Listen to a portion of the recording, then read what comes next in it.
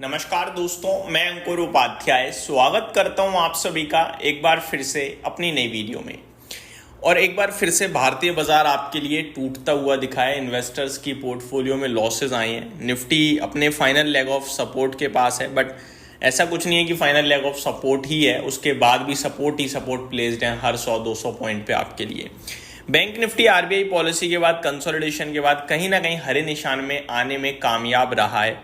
अभी 40 पॉइंट ऊपर है, लेकिन इससे इंपॉर्टेंट ये है कि 55,000 का लेवल बैंक निफ्टी ने ब्रेक नहीं किया। जिस हिसाब से कल गिरा, आज पॉलिसी के तुरंत बाद गिरा, वो ऐसा लग रहा था कि लेवल ब्रेक हो जाएगा, पॉलिसी खराब है। लेकिन एक्चुअली में पॉलिसी में कुछ था ही नहीं। मैंने आपके साथ एट द टाइम 11:30 बजे ही डिस्कस कर दिया था कि पॉलिसी बिल्कुल न्यूट्रल है, पॉलिसी में ना नेगेटिव है ना पॉजिटिव है। अब बाजार इस पे कैसे भी रिएक्ट कर जाए, हालांकि मेरा ये मानना है कि पॉलिसी पे बाजार का रिएक्शन आया ही नहीं है। बाजार जो रिएक्ट कर रहा है वो नॉर्मल डेज की तरह ही कर रहा है, जहां एफआईआईज की बिकवाली का प्रेशर है और टैरिफ की नेगेटिव खबरों का नेगेटिव प्रेशर है। बाकी बाजार में कुछ है ही नहीं।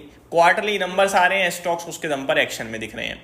एक बार अपडेट शेयर करना चाहूंगा। ब्रॉडर मार्केट वापस से दम तोड़ते हुए दिखी है। 1% नीचे स्मॉल कैप इंडेक्स है। एंड मिड कैप सिलेक्ट की निफ्टी मिड कैप की बात करी जाए तो यहां करीब 0.5% की गिरावट है। तो ब्रॉडर मार्केट आपके लिए टूटते हुए दिख रही है, जिसकी वजह से पोर्टफोलियो एक बार फिर दर्द में है। निफ्टी 24,575 लेवल, 24,500 का इंपॉर्टेंट है। उसके बाद 24,400 है, फिर 24,200 है। तो ये तीन इंपॉर्टेंट सपोर्ट लेवल्स दिखते हैं। नियर बाय जो सबसे पहले और सबसे पास है वो 24,500 का है। कल एक्सपायरी है, अब पॉलिसी भूल जाते हैं, एक्सपायरी पे आ जाते हैं क्योंकि डेटा ड्रिवन चीजें हो जाएगी। तो पॉलिसी के हिसाब से 24,500 ब्रेक नहीं होना चाहिए। इनकेस ब्रेक हुआ तो आप 24,400 वन साइडेड चले जाओगे, ये याद रखिएगा। मार्केट ब्रेथ खराब ही रही आज दिन के दौरान। 650 शेयर्स पॉजिटिव हैं एनएससी पे, जिसके सामने 1851 नेगेटिव हैं। यानी कि आप कह सकते हो एक बढ़ने वाले शेयर के सामने नियर टू 3 स्टॉक्स जो हैं वो लाल निशान में फिसल रहे हैं। 3 आज की लिस्टिंग थी, तीनों अच्छी रही। एनएसडीएल जो मेरा 20% का अनुमान था, 13% गेंस के साथ सुबह से ट्रेड कर रहा था, अभी 16.5% हो चुका है। थोड़ा बाजार में राहत आई है, इसलिए जैसे जैसे बाजार में राहत आएगी 20% की तरफ चला जाएगा। इवेंचुअली 4 डिजिट में जाना चाहिए स्टॉक, तो वहीं पे स्टॉक मैं कहूँगा कि प्रॉफिट बुक करने योग्य होगा। अभी नो ट्रेड एक्शन में है ये। लोटस डेवलपर 30% गेंस के साथ ट्रेड करता हुआ दिख रहा है। और एम&बी इंजीनियरिंग्स की बात करी जाए तो यहाँ 6% के गेंस के साथ सौदा होता हुआ दिखा है। पॉलिसी के बाद सरकारी बैंक अच्छा कर गई हैं, तो पॉलिसी बाजार तो पॉजिटिवली ले रहा है मेरे हिसाब से। पॉलिसी को तो नेगेटिव नहीं बोलना चाहिए। निफ्टी बैंक हरे निशान में, पीएसयू बैंक से लगभग 0.5% से ज़्यादा ऊपर है। एंड टूट क्या रहा है? फार्मा, टैरिफ का प्रॉब्लम। टूट क्या रहा है? आईटी, टैरिफ की प्रॉब्लम। टूट क्या रहा है? रियल एस्टेट 1.5% नीचे है। मीडिया में एफएमसीजी, मिड कैप सिलेक्ट, तो ये आपके लिए प्रेशर बनाने का काम करते हुए दिखे आज बाजार पे। टॉप टर्नओवर वाले स्टॉक्स की बात करूं तो बीएससी में 2100 करोड़ का सौदा हो गया आज, 1% की तेजी है। सेबी चेयरमैन ने क्लियर कराया कि भैया वीकली एक्सपायरी को लेकर जो खबर चल रही है कि बंद कर सकते हैं, वो गलत है, रूमर है, प्लीज उसको अवॉइड करें। उसके बाद शेयर में तेजी बनी। वारे एनर्जी 1550 करोड़ का सौदा हुआ है, स्टॉक 5% ऊपर है।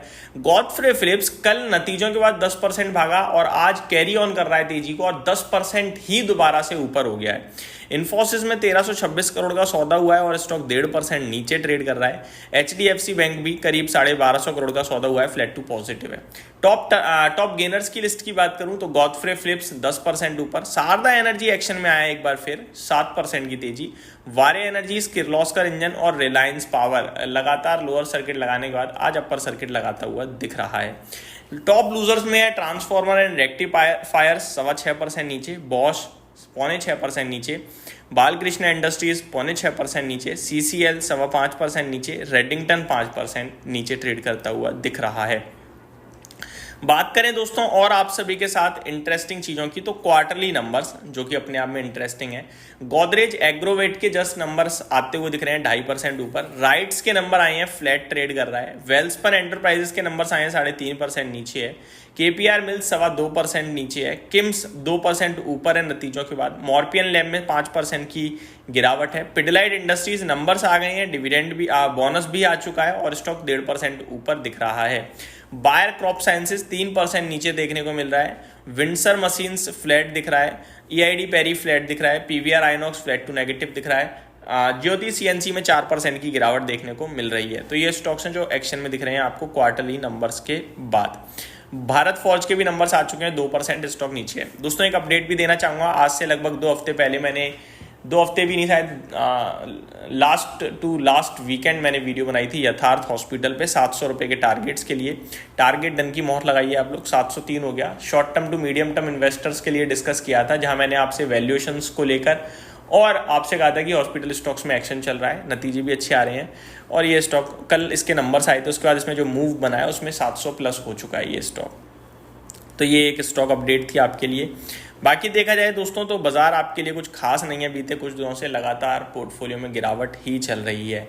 रिजल्ट्स अभी भी बहुत सारे आने हैं, एक बार आपके साथ नाम शेयर करना चाहूँगा। बजाज ऑटो के नंबर्स आए हैं, नंबर्स काफ़ी अच्छे हैं, मैं आपको बता रहा हूँ। आज स्टॉक आधा % नीचे, लेकिन मेरी बात नोट कीजिए, नंबर्स बहुत अच्छे आए हैं और ब्रोकरेज हाउसेज इन नंबर्स के बाद पॉजिटिव होंगे, आप इतना भी समझ लीजिए। और कल हो सकता है स्टॉक एक्शन में आए।